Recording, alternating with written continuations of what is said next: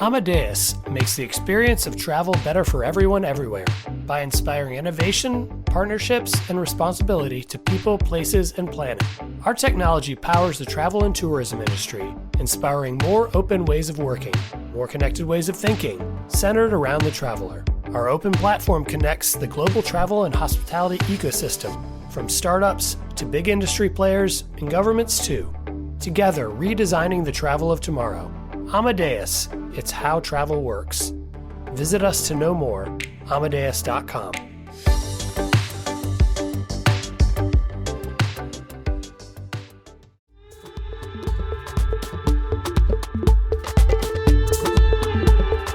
This is Peden Doma, Bhutia, Skift's Asia editor, and thank you for tuning in to the Skift India Travel Podcast.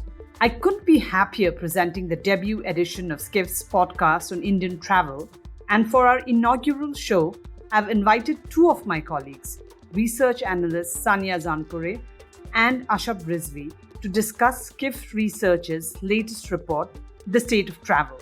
The report is a great insight into how travel has fully recovered in 2023. And for our listeners, we have some compelling data on how India is performing in the global travel recovery scenario. Stay tuned, for you wouldn't want to miss this. Thank you very much.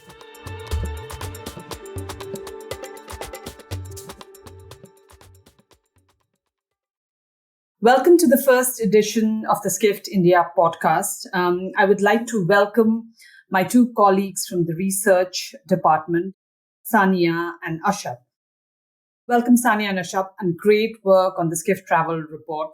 The research team has really managed to bring out a compelling report. And what's interesting is that the report brings with it good tidings for the travel industry, as it says that 2023 is the year that travel completely recovered. Could you tell me a little bit about the report and what it says about the future of travel? Hi, Peden. Thank you. So we launched the State of Travel report last week, and we can truly say that travel is certainly back.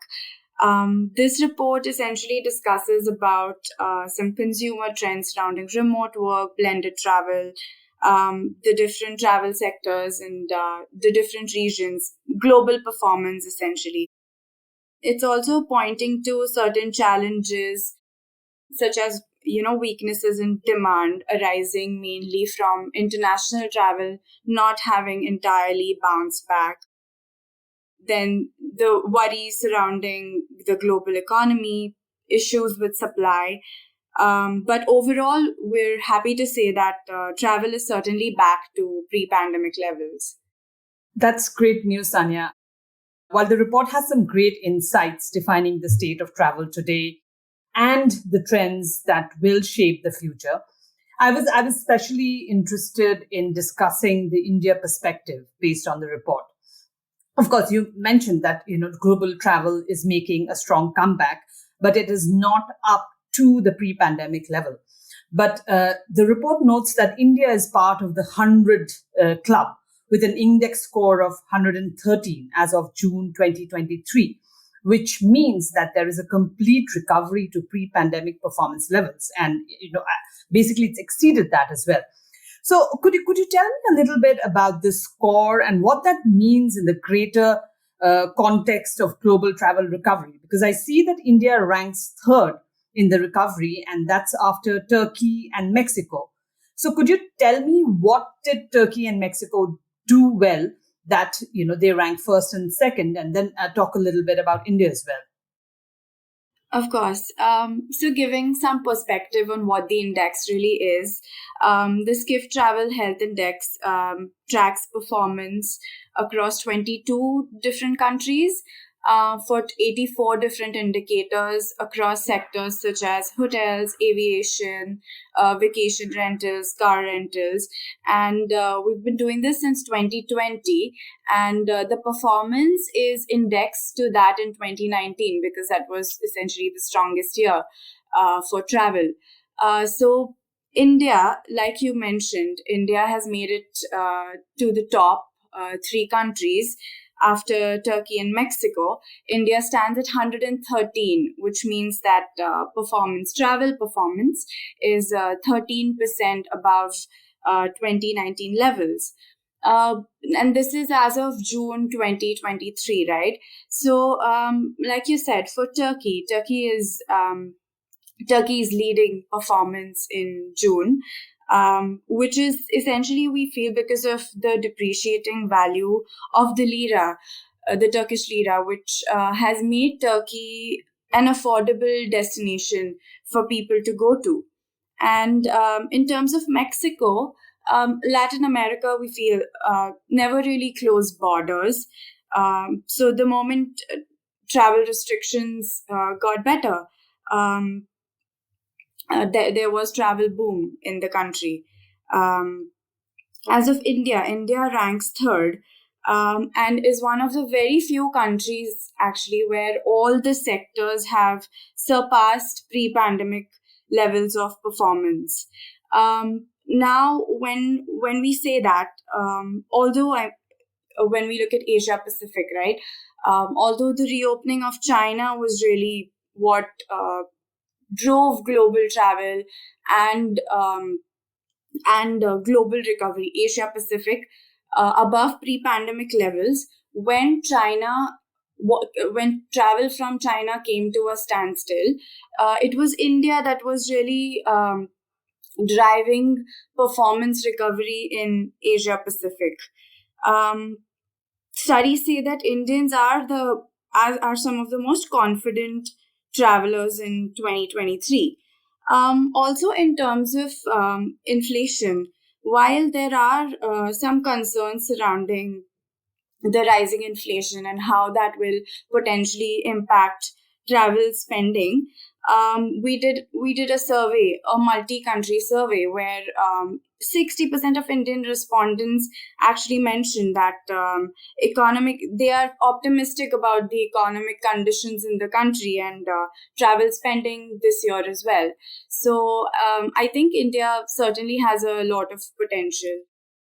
So, Saniya, does that mean that Indians are saying that no matter what, no matter how expensive it might be, if we have to travel, we will travel?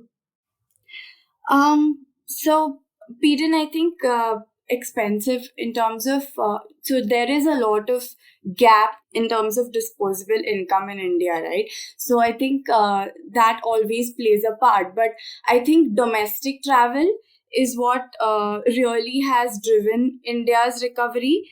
And international travel is coming back as well, like international airline seat capacity, for example, in June 2023 is 5.6% above 2019 levels. And then, of course, your report itself makes an observation that, that the 4 Asian countries that featured in the top 10 source market for inbound arrivals to the US in 2019, even though none have recovered, India is the closest to recovery.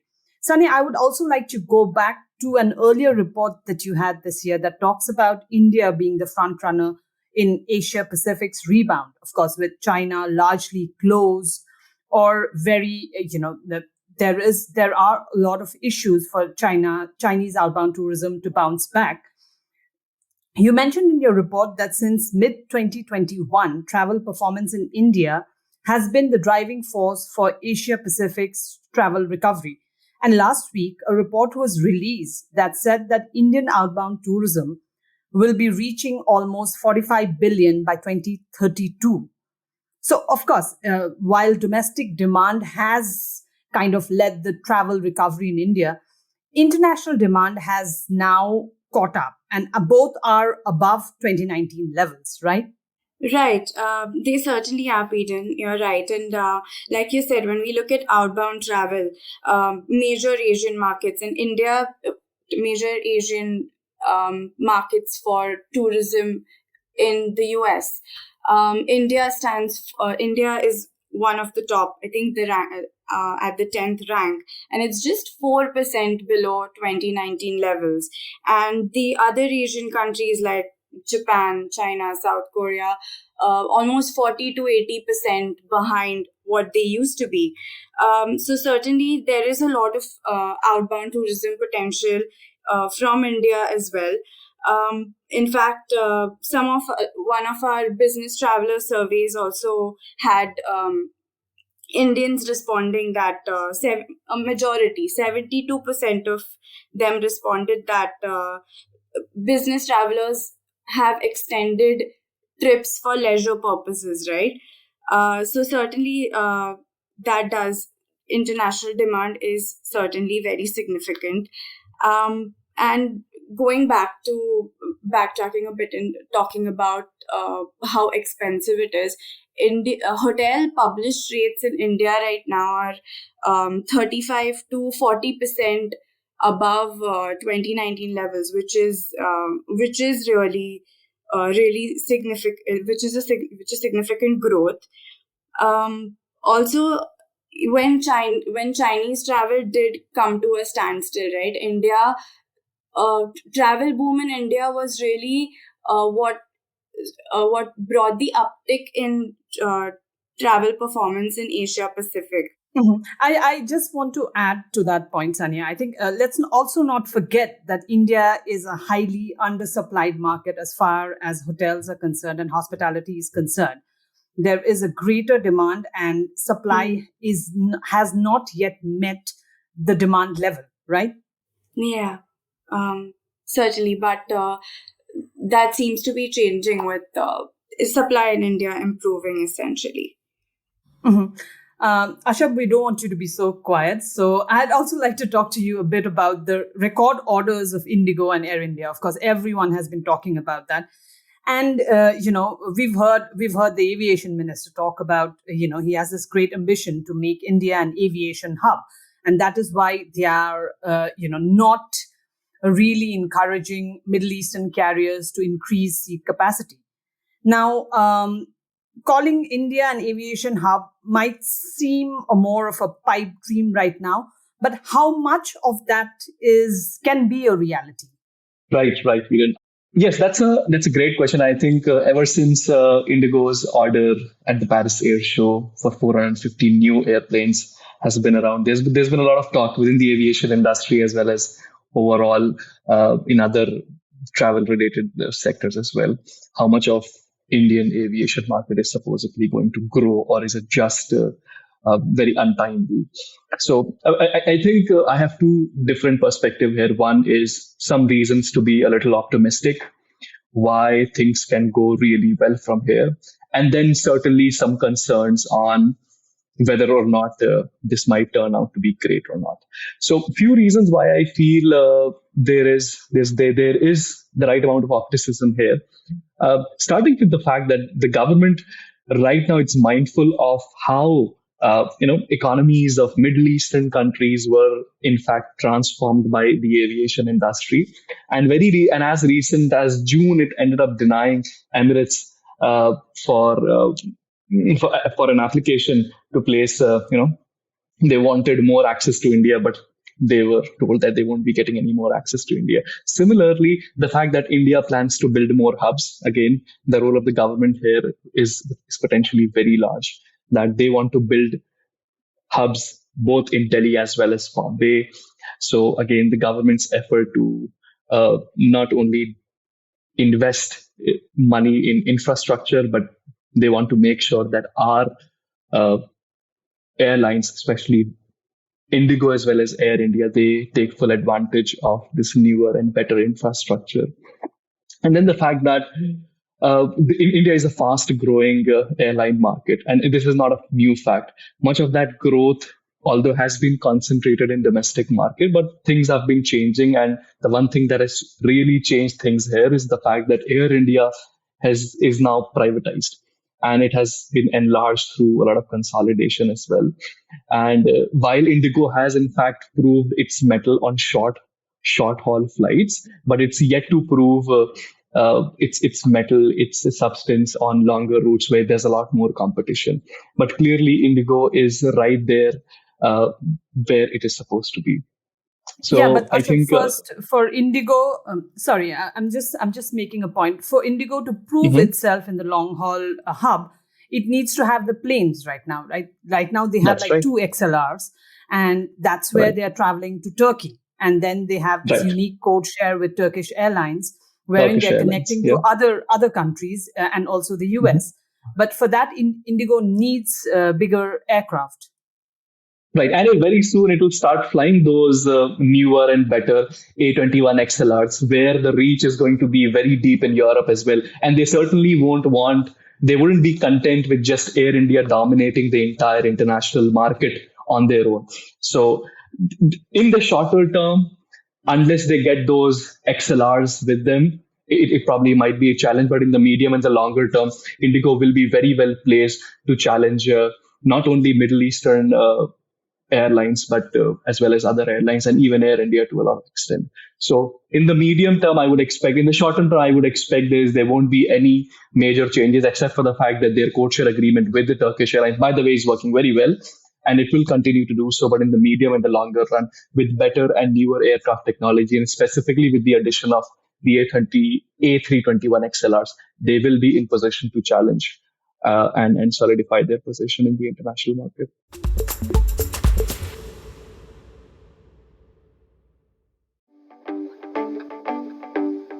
Amadeus makes the experience of travel better for everyone everywhere by inspiring innovation, partnerships, and responsibility to people, places, and planet. Our technology powers the travel and tourism industry, inspiring more open ways of working, more connected ways of thinking, centered around the traveler. Our open platform connects the global travel and hospitality ecosystem, from startups to big industry players and governments too. Together, redesigning the travel of tomorrow. Amadeus, it's how travel works. Visit us to know more, amadeus.com.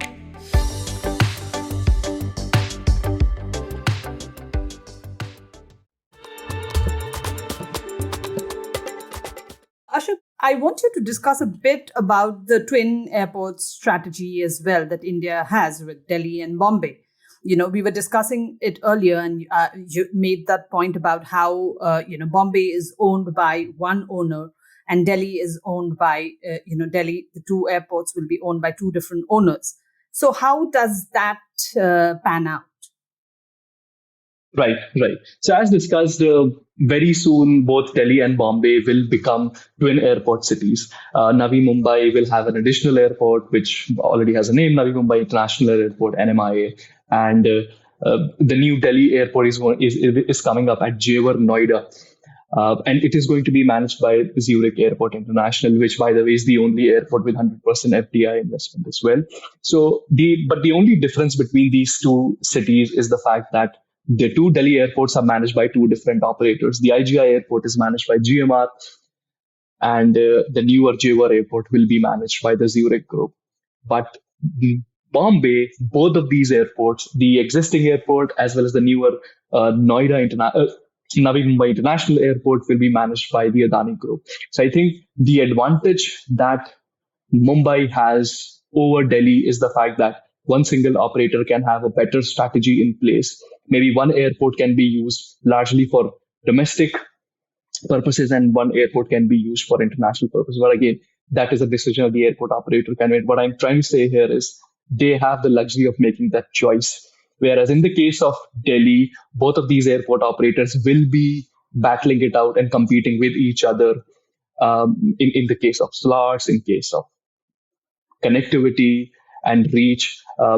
So I think that's going to be a lot more challenging and an interesting space to watch out for. But I think that in both of these, I think it's estimated that by 2033, Delhi's combined capacity would be about 170 million passengers, and Bombay's combined capacity is going to be over 110 million passengers, which is great for a country and for a market that is as huge as India. But the only future is going to tell how these airports will be managed and how effectively they will be managed.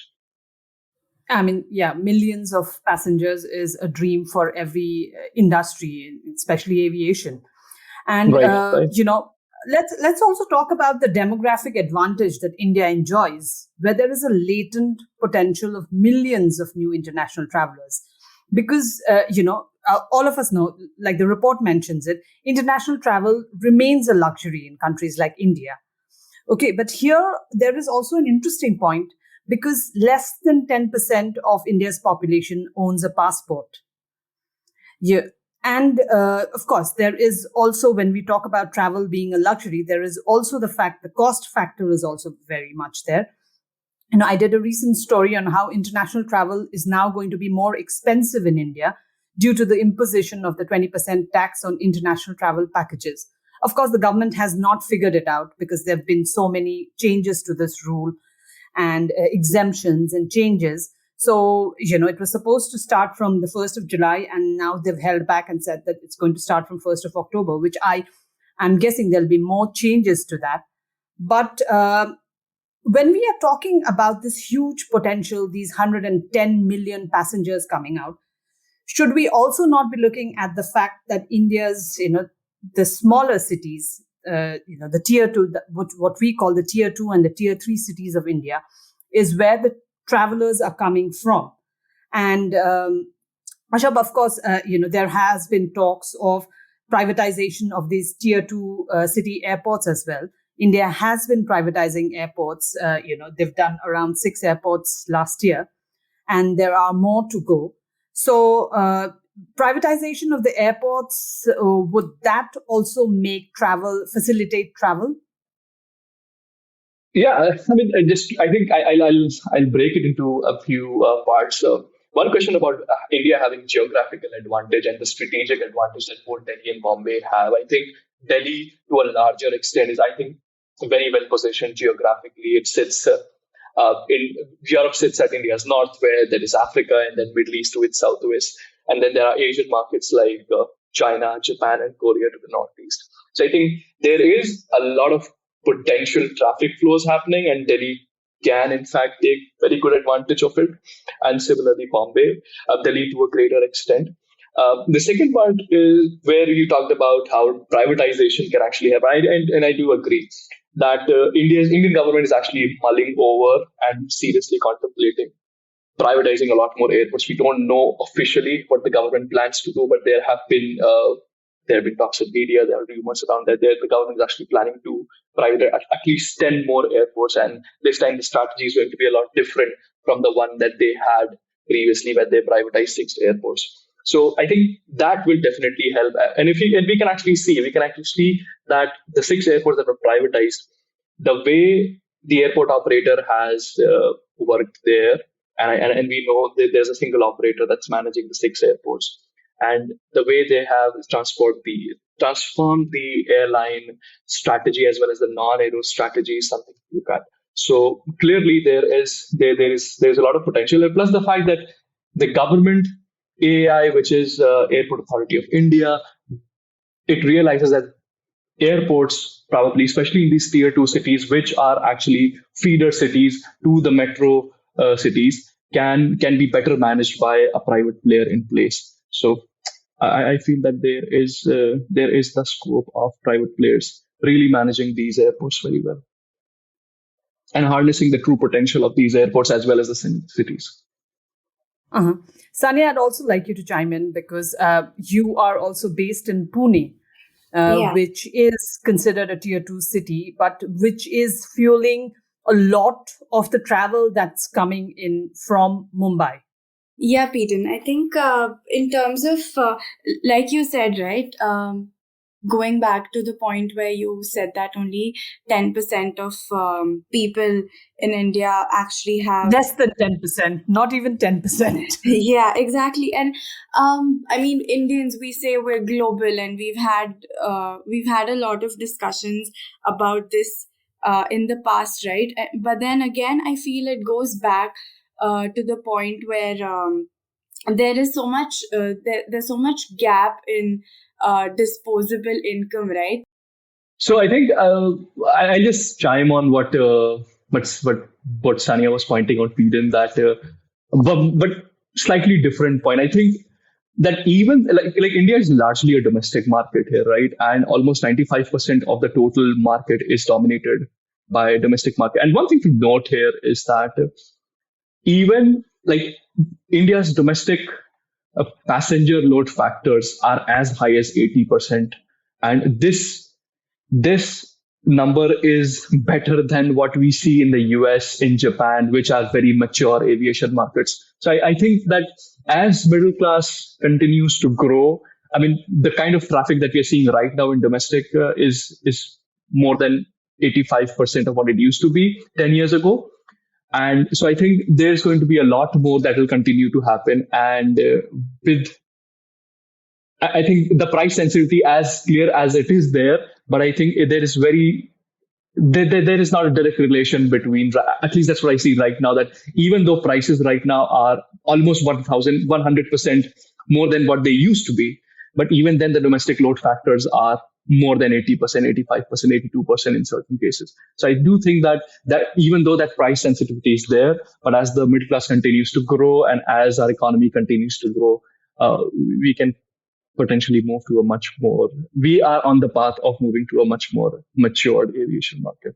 Um, Yeah, and connected. Sorry, Saniya, go ahead. so Please. my what I was trying to say was that while we do have India has a lot of population, which is millennials and Gen Z, and there was a report that was released which said that we do see an upward mobility um, in terms of household income.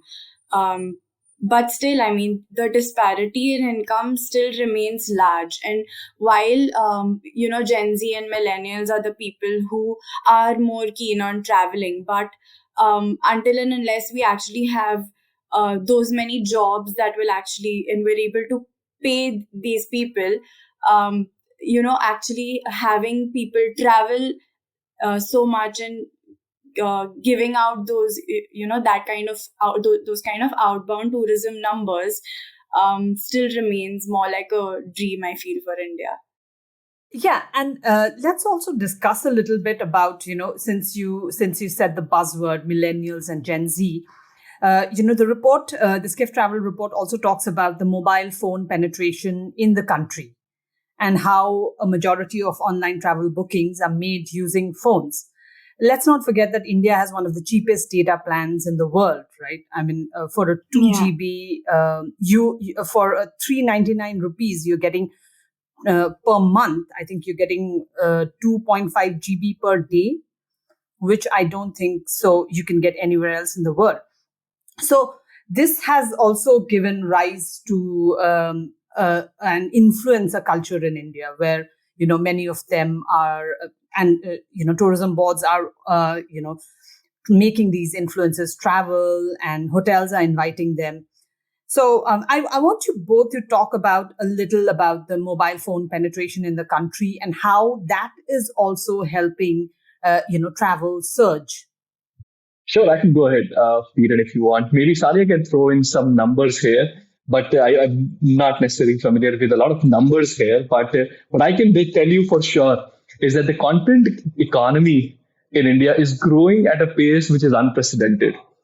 And we also talked about how Bollywood and movie stars and the culture that Bollywood exerts on the regular people in India, the kind of influences exerts on the regular people of India, and in our in not just in not just our eating habits, but even our spending habits, it can have a major influence. And hence we see Qatar partnering with Deepika Padukone and some other airlines partnering with other Bollywood stars. So, and that has helped them reap a lot of benefits as well. We see major hotel chains partnering with influencers, local influencers, which is also fueling a lot of that tourism and inflow.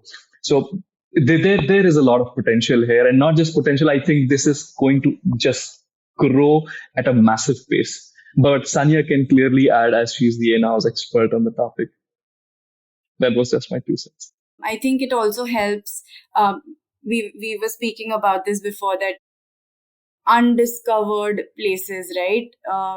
When influencers do end up going to places where which people don't normally go to, and then India is so huge, so it is sort of helping these smaller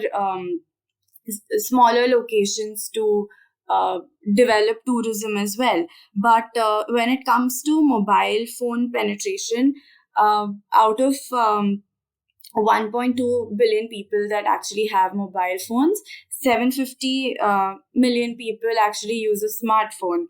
And we did say that in 2000, our report does say that back in 2019, 60% of the bookings that were made online were made using a mobile phone. So really, I mean, a phone is really, I mean, so essential, right?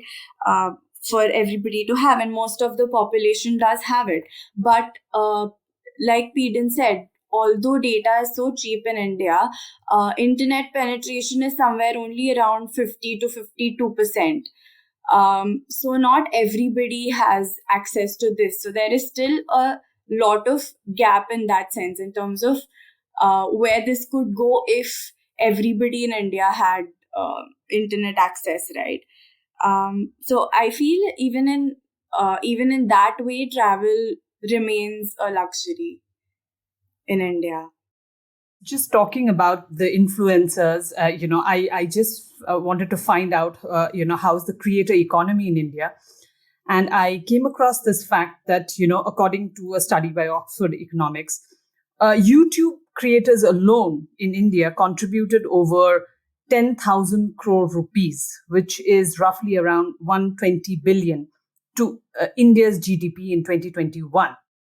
So I think that's food for thought. I think that's a topic that we should be discussing next time when we discuss it. But thank you so much, Saniya and Ashab, for this enlightening conversation. I had great fun chatting with you, and I got to know a lot from the two of you. Thank you so much for being part of this. Thank you. Thanks for having Thanks, us, Peden. Peden. Thanks, Saniya. Thank you. This has been the Skift India Travel Podcast. Thank you for listening.